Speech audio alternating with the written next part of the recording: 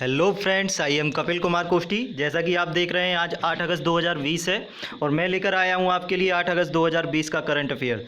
तो फ्रेंड्स ध्यान से सुनिएगा और यदि आपने मेरे वीडियो चैनल को सब्सक्राइब नहीं किया है तो सब्सक्राइब कर लीजिएगा और वीडियो को लाइक एंड शेयर ज़रूर करिएगा।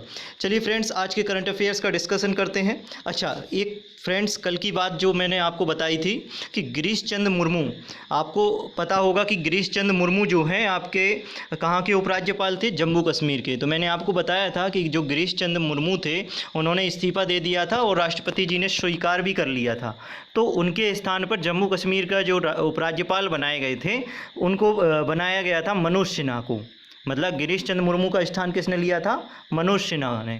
तो मनोज सिन्हा ने वहाँ का उपराज्यपाल का स्थान लिया और यहाँ पे गिरीश चंद्र मुर्मू की नियुक्ति जो है नए सीएजी के रूप में की गई थी। फ्रेंड्स मैं आपको बता दूं, सीएजी का फुल फॉर्म होता है कंप्ट्रोलर ऑडिटर जनरल या नियंत्रक एवं महालेखा परीक्षक। तो उनकी नियुक्ति जो है ये भारत के जो है नए आपके प्रमुख होंगे कि सीएजी, नए 14वें नंबर के सीएजी होंगे।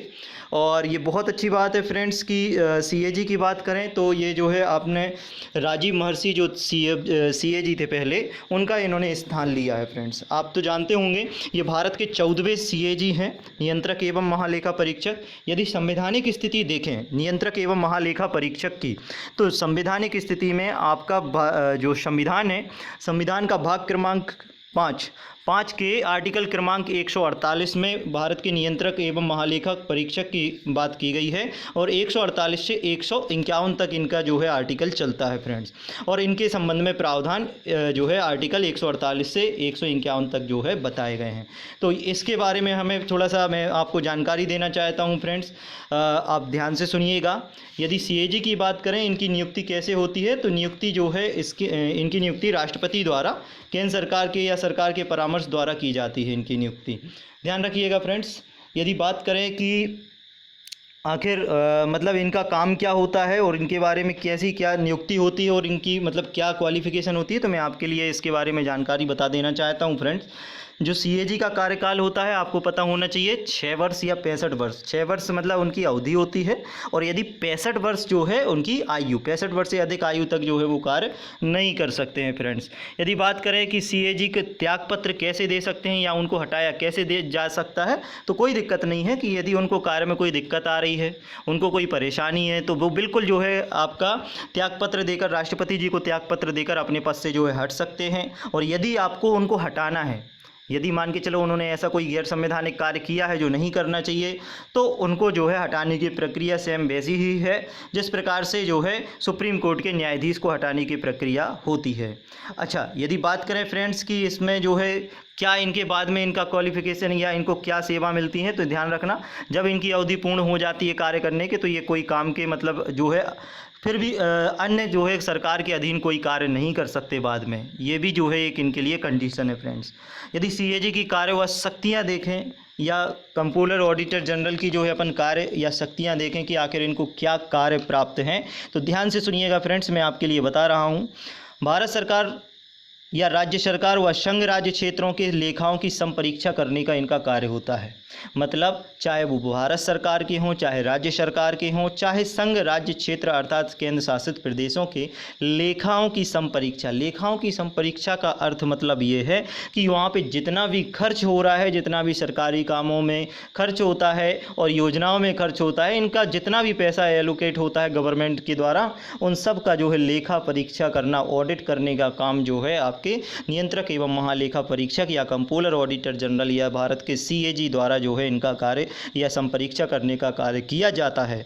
अच्छा, बात करें फ्रेंड्स, सेकंड कार्य है संचित निधि व आकस्मिक निधि। तो संचित निधि व आकस्मिक निधि से किए जाने वाले कोई भी व्यय हैं, कोई भी खर्च हैं, उनकी संपरीक्षा करने का कार्य कौन करेगा? अपने भारत के महानियंत्रक एवं महालेखा परीक्षक माननीय कौन करेंगे? अब गिरीश चंद्र मुर्मू जी।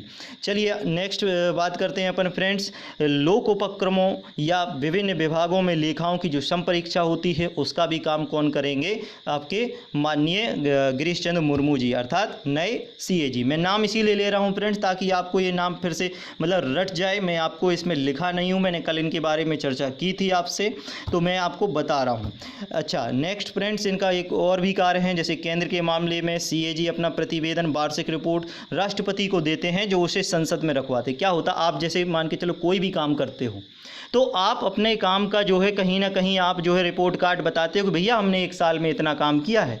और इसी प्रकार से यदि जो सीएजी हैं इनको भी ये कार्य दिया जाता है, तो ये एक साल के अंतर्गत जितना भी काम करते हैं ये इसका प्रतिवेदन या रिपोर्ट के रूप में जो है कहाँ पे, संसद में रखवाते हैं।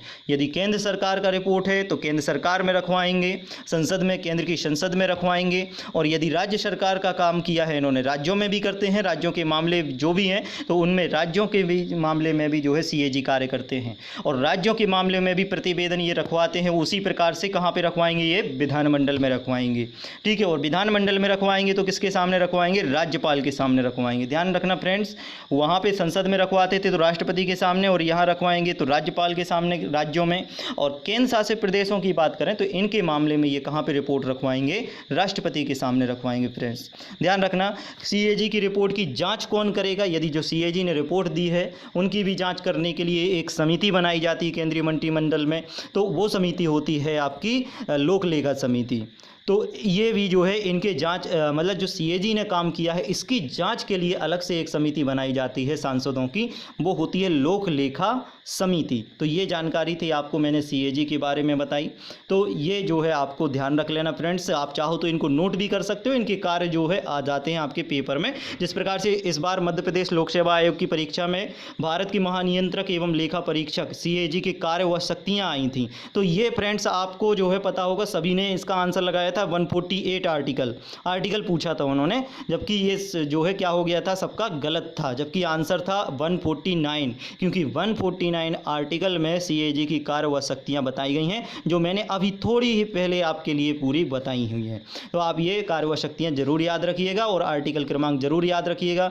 आपको बात बता दूं फ्रेंड्स कि आर्टिकल क्रमांक 150 में संघ और राज्यों के लेखाओं का प्रारूप इन्होंने बताया कि लेखाओं का किस प्रकार का प्रारूप होता है, तो ये आर्टिकल क्रमांक 150 में है। और आर्टिकल क्रमांक 151 की बात करें तो संपरीक्षा और प्रतिवेदन, मतलब ये क्या करेंगे, संपरीक्षा करेंगे लेखाओं की, और प्रतिवेदन जो है वार्षिक रिपोर्ट अपनी कहाँ पे रखवाएंगे, संसद में। मैं फिर से बात करूं फ्रेंड, यदि केंद्र सरकार की रिपोर्ट है तो कहाँ पे रखवाएंगे, संसद में, और किसके सामने रखवाएंगे, राष्ट्रपति के सामने। और यदि राज्य सरकार की रिपोर्ट है, राज्य सरकार के लिए इन्होंने काम किया है, तो राज्य सरकार की कहाँ रखवाएंगे, विधानमंडल में। और विधानमंडल में किसके सामने, राज्यपाल के सामने रखवाते हैं। और यदि केंद्र शासित प्रदेशों की है तो भी जो है कहाँ पर रखवाते हैं, संसद में, और वो भी कहाँ, राष्ट्रपति के सामने। तो चलिए फ्रेंड्स, ये तो बात हुई सीएजी के बारे में।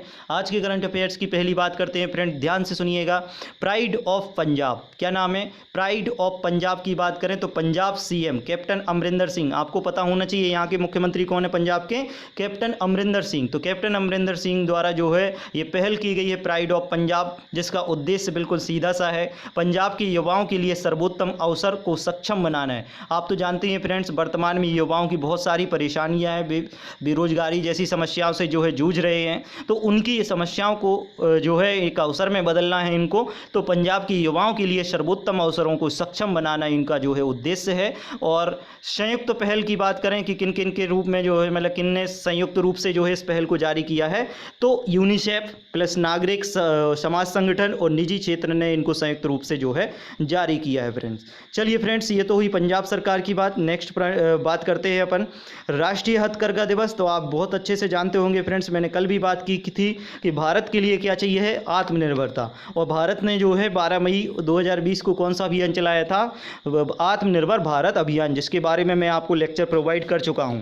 तो चलिए फ्रेंड्स, राष्ट्रीय हथकरघा दिवस मनाया गया है 7 अगस्त को, और ये स्टार्टिंग कब से हुआ है मनाना, तो 2015 से प्रतिवर्ष जो है मनाया जा रहा है। तो बहुत अच्छी बात है फ्रेंड्स, इसमें उद्देश्य इनका यही रहता है कि देश के सामाजिक आर्थिक विकास में हथकरघाओं का योगदान उजागर करने के लिए इसको मनाया जाता है, कि मतलब हथकरघा किस प्रकार से जो है योगदान देते हैं। फ्रेंड्स बहुत बड़ा इनका योगदान रहता है हथकरघाओं का अपने सामाजिक आर्थिक विकास में, ध्यान रखना।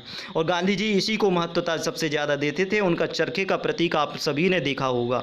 चलिए फ्रेंड्स आगे बात करें कि ऑनलाइन देशभक्ति फिल्मोत्सव शुरू हुआ है। कौन सा? ऑनलाइन देशभक्ति फिल्मोत्सव शुरू हुआ। आपको पता होना चाहिए फ्रेंड्स कि अभी जो है कुछ ही समय बाद जो है क्या आने वाला है, आपका स्वतंत्रता दिवस आने वाला है। तो 15 अगस्त के लिए जो है इन्होंने अलग से जो है एक अभियान चलाया। ये पहली तरह का जो है अपना तरह का एक पहला अभियान है फिल्म का, राष्ट्रीय फिल्म विकास निगम की पहल पर ये बनाया गया है। और यह समारोह जो है सूचना और प्रसारण मंत्रालय द्वारा स्वतंत्रता दिवस समारोह का एक प्रकार का हिस्सा है।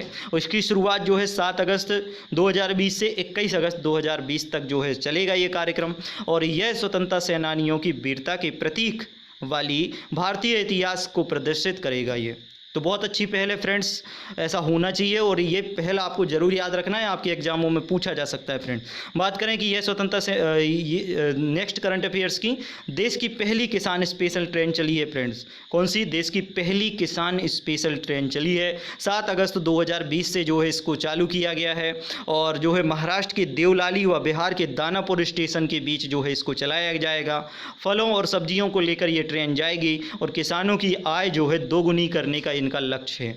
मतलब ये जो महाराष्ट्र के देवलाली, कहाँ से कहाँ तक चली है फ्रेंड्स, मैं फिर से बता दूं, महाराष्ट्र के देवलाली से बिहार के दानापुर तक स्टेशन तक जो है ये रेल जाएगी, ट्रेन जाएगी।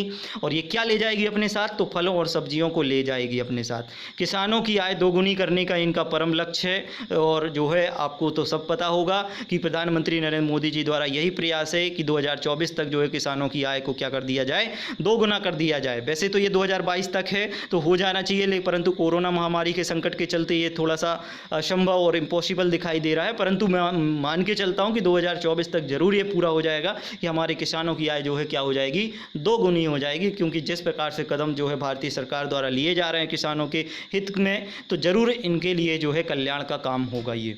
चलिए फ्रेंड्स, ये था आज का करंट अफेयर्स। यदि वीडियो आपको पसंद आया हो तो ज़रूर लाइक एंड शेयर जरूर करिएगा और मेरे चैनल को सब्सक्राइब जरूर कर लीजिएगा ताकि आपके लिए आने वाले समय में जो भी वीडियो मैं बनाऊंगा आपके लिए नोटिफिकेशन पहुंच सके। फ्रेंड्स, ये करंट अफेयर्स जो है आपके लिए व्यापम के exam, MPPSC exam, UPSC exam and all exam के लिए जो है आपके लिए काम करेगा। ये करंट अफेयर्स आप ज़रूर इनको नोट करके रखिएगा और इसको ज़रूर तैयार कर लीजिएगा फ्रेंड्स। आप देख लेना, आपके आने वाले एग्जामों में ये करंट अफेयर्स ज़रूर काम आएगा।